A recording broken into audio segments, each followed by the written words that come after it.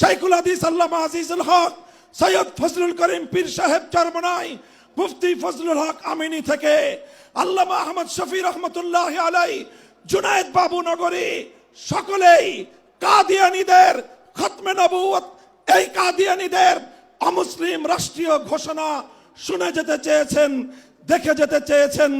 দুঃখ এবং পরিতাপের বিষয়, বাংলাদেশের সরকারগুলো এই কথা রক্ষা করতে পারে নাই।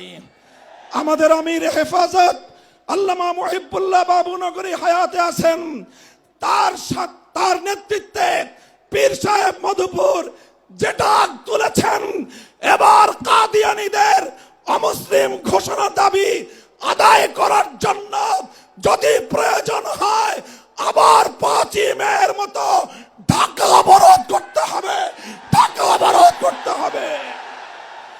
শুধু ঢাকা নয়, প্রয়োজনে জাতীয় সংসদের দিকে লং মার্চ করতে হবে, বাংলাদেশ অবরুদ্ধ করতে হবে, সকল রাজনীতি বন্ধ করে দিতে হবে, পার্লামেন্ট অচল করে দিতে হবে, সচিবালয় বন্ধ হয়ে যাবে, বাংলাদেশ থমকে দাঁড়াবে।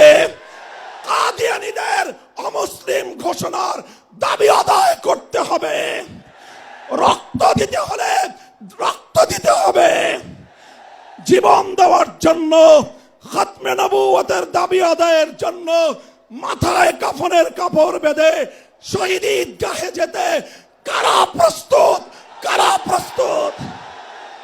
ইনশাআল্লাহ এ দাবি আদায় হবে। আর যদি সরকারগুলো দাবি আদায় করতে ব্যর্থ হয়, আগামী দিনে আমরা পার্লামেন্ট গঠন করব, আমরা ক্ষমতায় যাব, আমরা কাদিয়ানীদেরকে জাতীয় সংসদে আইন পাশ করে কাফের ঘোষণা করব, অমুসলিম ঘোষণা করব ইনশাআল্লাহ। নাসরুম মিনাল্লাহি ওয়া ফাতহুন করিম।